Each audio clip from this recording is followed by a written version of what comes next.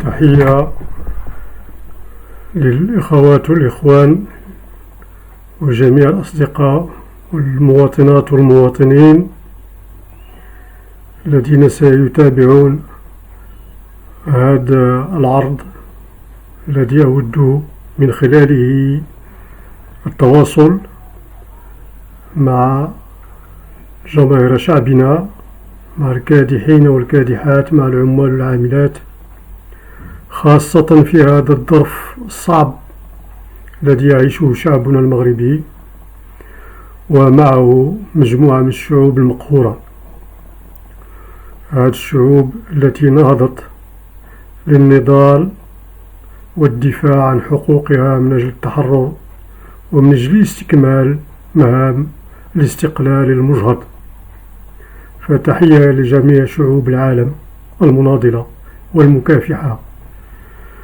ونحن بالمغرب شعبنا يعيش ظروفا صعبة جدا، صعبة ازدادت حدتها بفعل جائحة كورونا، هذه الجائحة التي جاءت لتعري الواقع المزري الحقيقي الذي كان يعيشه شعبنا، وبانت واتضحت حقائق الأمور. فمن بين هذه الحقائق تبين بأن أكثر من ثلثين من هذا الشعب تعيش حالة فقر إلى فقر مدقع. وتبين كذلك بأن الدولة التي تمثل مصالح البرجوازية الكبيرة الاحتكارية الطفيلية تابعة وملاك الأراضي الكبار أنها غير قادرة على تلبية مطالب شعبنا، على وضع اقتصاد البلاد وغالبية الشعب في سكة التطور والتقدم، بل بالعكس. أكثر من 60 سنة من استقلال شكلي اتضح بأن أكثر من ثلثي الشعب المغربي الآن تعيش الفقر والفقر المدقع. اليوم أريد أن أتناول موضوع الغلاء في الأسعار، في الأثمان، في المواد الأساسية. وقبل كل شيء وجب أن نقول بأن منذ مدة قصيرة يعيش شعبنا موجة جديدة من الغلاء، همت المواد الأساسية من دقيق وبالتالي جميع منتجاته، والزيوت، وبالتالي جميع المواد ولا المسائل الاستهلاكية التي تعتمد على هذه المادة، كذلك المحروقات اللي هي يعني كتشهد لحظات من ارتفاع قوي جدا، بالإضافة إلى ما تم مراكمته من زيادات في السنوات الماضية. نحن الآن في موجة جديدة من الغلاء. همت هذه الموجة كذلك مواد البناء والمواد الأولية التي تدخل في مجال التصنيع، إذن ثم الخدمات كذلك، والأدوية والخدمات الصحية، فكلها يعني مجالات يعني مسها الغلاء وارتفاع الأثمان. ولما نقول الغلاء يعني له أسباب عميقة في البنية الاقتصادية وفي الاختيارات الاستراتيجية لبلادنا، ولا يوجد سببها أو تفسيرها فقط فيما تذهب إليه الحكومة أو الدولة أو بعض ممثليها أو بعض الصحفيين خدام البرجوازية الكبيرة والملاك الكبار حينما ينسبون الغلاء إلى موجة يعني ازدياد الأسعار على الصعيد العالمي.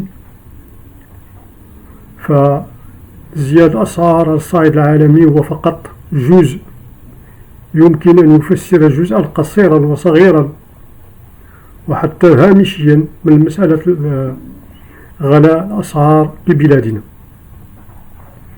غلاء الأسعار ببلادنا نتيجته هو نتيجة الحقيقة لاختيارات استراتيجية. فلما نتكلم عن المواد الأساسية التي نستوردها أو نستورد المواد الأولية لها، فهذا دليل على أن المغرب والسياسة الرسمية للدولة ذهبت ضد يعني السيادة الغذائية والسيادة الطاقية لبلادنا. إذن اخترت اختيار باش تكون البلاد ديال المغرب يعني تابعة وسوق في المواد الأساسية لشركات متعددة الجنسية، وبالتالي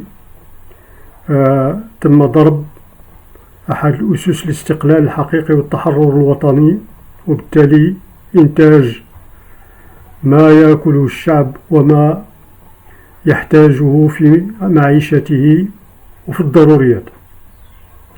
إذن غلاء المعيشة سببه الرئيسي من أسبابه الرئيسية هو هذا التبعية المطلقة، التبعية الكاملة في المجالات الحيوية في معيش شعبنا المغربي.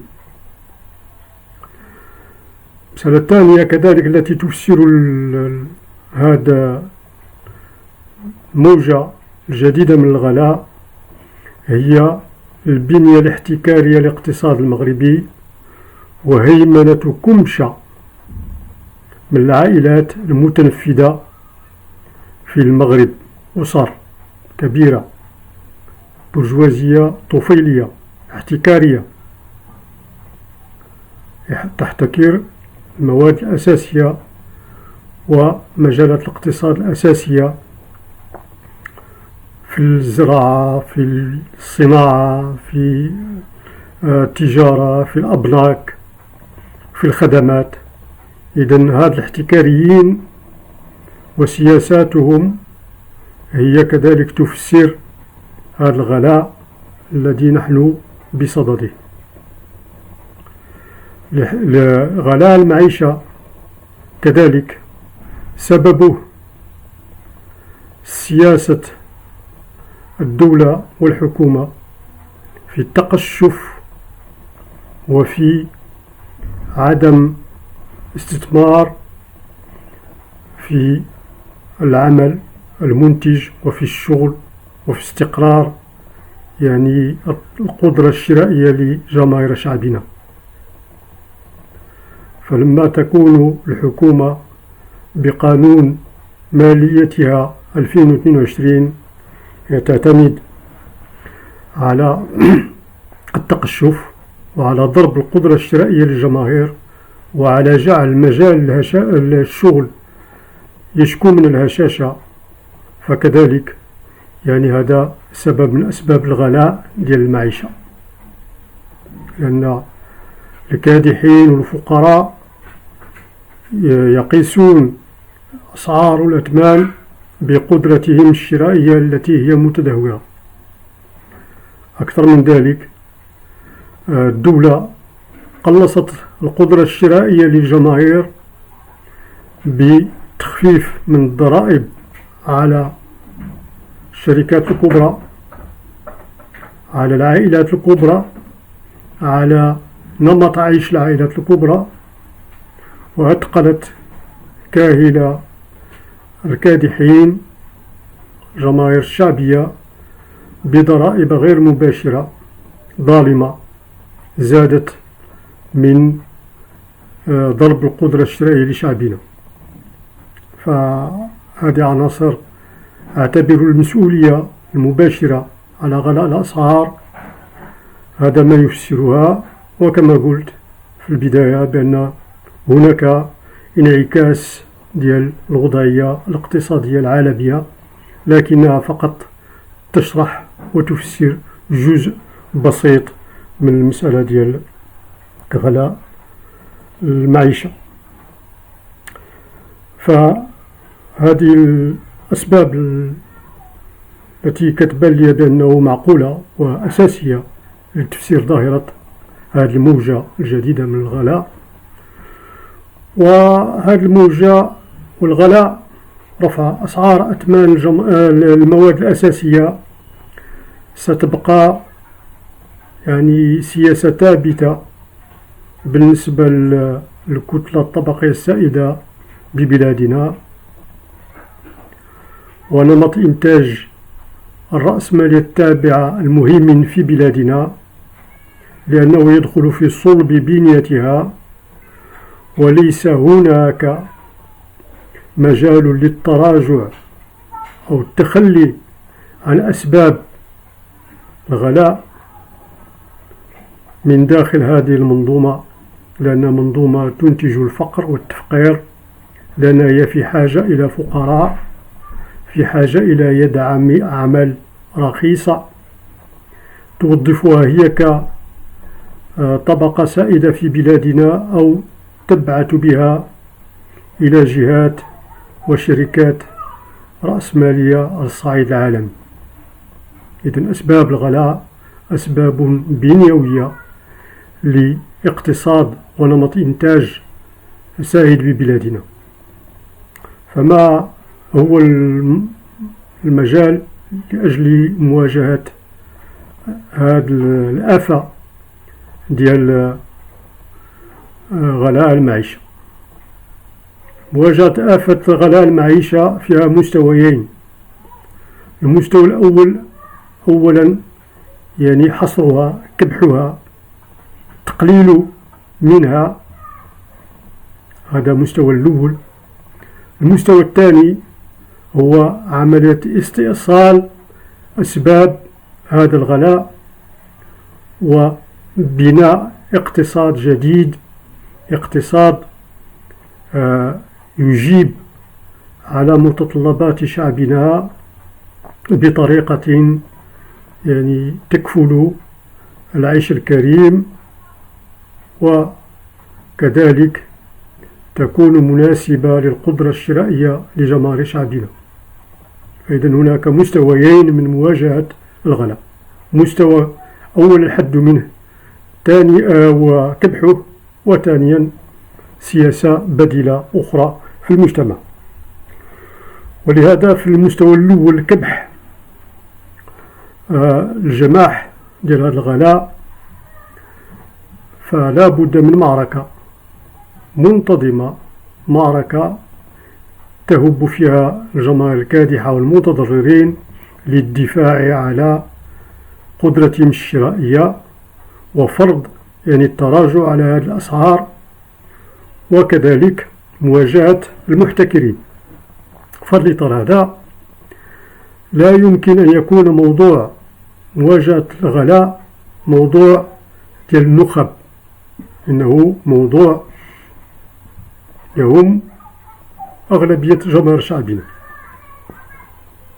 ولهذا لا بد لهذه الأغلبية أن تنهض وتدافع على مصالحها وعلى قدرتها الشرائية، وعلى عكس من يدعي بأن شعبنا متخلف. اسمع هذا الكلام من طرف العديد من المحبطين واليائسين الذين يعتبرون بأن شعب متخلف.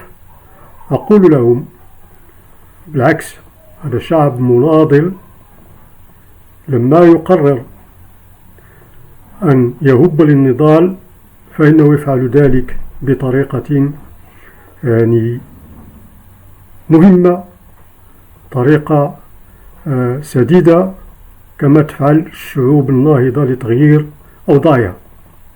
ولكم في تجربة مقاطعة 3 مواد أو 3 شركات احتكارية في المغرب يعني النموذج.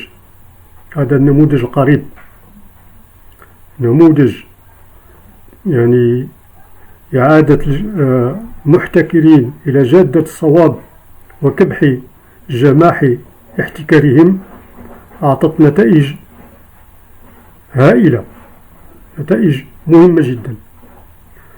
فعلى منوال هذه المقاطعات المواد الأساسية التي شهدت احتكارات، شهدت ارتفاعات يعني ظالمة غالية، لا تساوي ولا تأخذ بعين الاعتبار القدرة الشرائية لشعبنا. فالمقاطعة سلاح يعني كذلك مهم للغاية، وأعتقد بأنه جماهير شعبنا سترى في الموضوع ما تراه باش يمكن يتواجه هذا التغول ديال الاحتكاريين.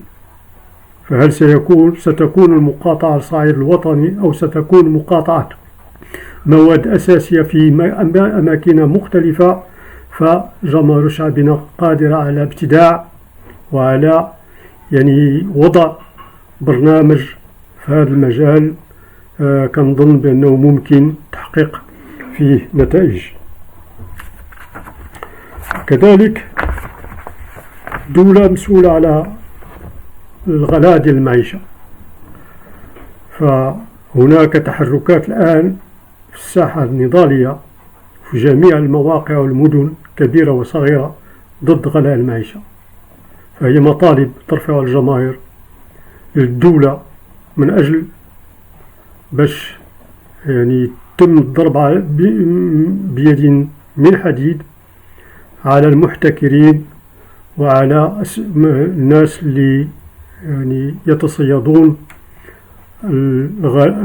الاغتناء من جيوب المواطنات والمواطنين. كذلك الدولة مسؤولة على هذه الضرائب الغير المباشرة اللي كتزاد على المواد الأساسية.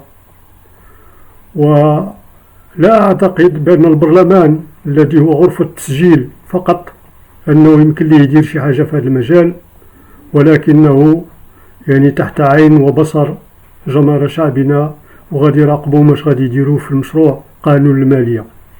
هل سيضاعفون من المساعدات اللي كتعطى البرجوازيين والشركات الكبيرة، ورفع من الضرائب الغير مباشرة أو إضافة ضرائب جديدة على كاهل الجماهير؟ هذا سنراقبه. كذلك مسألة الشغل وتوفير الشغل من مسائل ديال الدولة، مطالب بها باش تخلق مناصب شغل. لكن قانون المالية ومشروع قانون المالية الآن نعم ترفع مناصب قانون الشغل، لكن من أجل خدمة الدولة البوليسية. هناك مناصب جديدة في الجيش، مناصب جديدة في البوليس، مناصب جديدة في المحاكم وفي السجون إلى آخره. بينما المناصب في الشغل المنتج للخيرات ليس هناك مجال فحتى ما يرصد من ميزانيات للتشغيل فهي ميزانيات يعني ضئيلة جدا وتافهة، لأن الميزانيات الأساسية تذهب إلى جهات أخرى وإلى استعمالات لا تخدم القدرة الشرائية للجماهير. ثم نطلب من الدولة كذلك ومن القطاع الخاص رفع الأجور بما يتماشى مع غلاء المعيشة، تطبيق السلم المتحرك للأجور. لما تغلى المعيشة يجب أن ترتفع الأجور، وهذا ما عمره طبق في البلاد. وكذلك التخلي على هذا المطلب نعتبره موجه للدولة. فمن هو المسؤول أو من هو المطالب من أجل باش يخوض الحملة كذلك الواسع على الجماهير على الغلاء، قلت بأنه أولا وقبل كل شيء المتضررين. فلا جماهير شعبنا ما غاديش تبقى تنتظر حتى ينوض شي واحد يدوي باسمها ولا يدافع عليها ولا هو اللي غادي يجيب ليها تخفيض الأسعار. إذا أول واحد مطالب باش يوقف هذه الحملة هذه هو جماهير شعبنا الكادحين والفقراء. ولكن في نفس الوقت هناك مجموعة من القوى مطالبة بالانخراط الدائم والفعلي والأساسي والجدي والحازم في الدفاع عن القدرة الشرائية للجماهير ومناهضة الغلاء ومحاربة الغلاء. النقابات مطلوب منا باش تكون عندها برنامج في هذا المجال وخطة نضالية، لأن الدفاع على القدرة الشرائية وعلى أجور العمال والعاملات والشغيلة بشكل عام من واجب النقابة. والدفاع على هذا سميتو في جوج المسائل: المسألة الأولى رفع الأجور، المسألة الثانية تخفيض كلفة المعيشة، لأن النقابات مطالبة بهذه المسألة هذه. على المستوى الجمعيات المدنية كذلك مطلوب منها باش تشرح جماهير الشعب وتساعد على تنظيم جماهير الشعب في تنظيمات مستقلة باش الجماهير ترفع الشعار ديال تحسين الأوضاع ديالها ومحاربة الغلاء. الأحزاب السياسية المناضلة مطلوب منها باش تكون في هذه اللحظة وسط الجماهير، ولا ما تجلسش تبقى تفرج في الجماهير تخرج في الساحات وفي المسيرات وفي الوقفات، وهذه الأحزاب تنتظر وتتفرج. حزبنا حزب النهج الديمقراطي هو من أحد هذه الأحزاب، يقوم بما يستطيع وهو تحت تصرف جماهير شعبنا من أجل الدفاع على قوتها اليومي ومن أجل وقف تغول الدولة وضرب حقوق شعبنا. فهو في الواجهة وفي طليعة المواجهة. كذلك هو في المواجهة وفي الواجهة من أجل شرح الأسباب العميقة لهذا الغلاء، وبأنه لن يوضع له حد إلا ببناء نمط إنتاج جديد ببلادنا متحرر من التبعية الإمبريالية، ينتج السيادة الغذائية لشعبنا، ينتج السيادة الطاقية لشعبنا. فعلى ذكر الطاقة هناك فضيحة الأسامير التي تم إغلاقها، ويتم الآن استيراد المحروقات منتجة بشكل نهائي من الخارج، بينما عندنا واحد التكرير كان يمكن لها تساعد في هذا الأمن الطاقي لبلادنا وتجنبنا الارتفاعات المتتالية سميتو الثمن ديال البترول والمضاربات. فالنهج الديمقراطي كذلك يشرح بأنه يجب مواجهة الأسباب العميقة لهذا الشيء ديال الغلاء وغيره ببناء اقتصاد بديل. ليس هذا النموذج التنموي البديل الذي ابتدعته مجموعة من التقنيين والتي لا علاقة له بالمصالح الحقيقية للجماهير، لما يخدم مصالح الكتلة الطبقية السائدة من احتكاريين وبرجوازة كبيرة وملاكين عقاريين كبار. لا، خصنا نمط اقتصاد جديد يخدم المنتجين للثروة ويسهر على التوزيع العادل لهذه الثروة للمنتجين والمساهمين في إنتاجها، وليس للمحتكرين والطفيليين. نمط إنتاج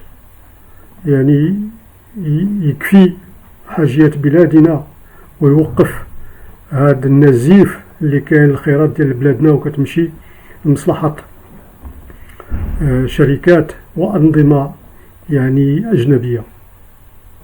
البديل هو نظام وطني بمفهوم يخدم مصالح الشعب، ديمقراطي فيه ديمقراطية حقيقية تستمد شرعيتها من الشعب، شعبي لأن الشعب هو مصدر السلطة. فهذا هو الاتجاه العام الذي يذهب إليه النهج الديمقراطي ويدافع عليه، ولذلك يتعرض إلى التضييق، إلى إسكاته، إلى محاولة تهميشه، إلى قطع علاقاته بالجماهير، ولكن ذلك لن ينجحوا فيه. وآخر ما كان في هذا المجال ومحاولة منعنا من عقد مؤتمرنا الخامس. فالنهج الديمقراطي يضع نفسه في خندق الجماهير، ونعمل جميعا من أجل تنظيم أنفسنا لمواجهة الغلاء ومواجهة أسبابه. فلا محيد عن النهوض الجماهيري الشعبي للدفاع عن النفس وخلق التنظيمات الذاتية المستقلة التي ستساعد شعبنا على انتزاع حقوقه. وتحية الجميع.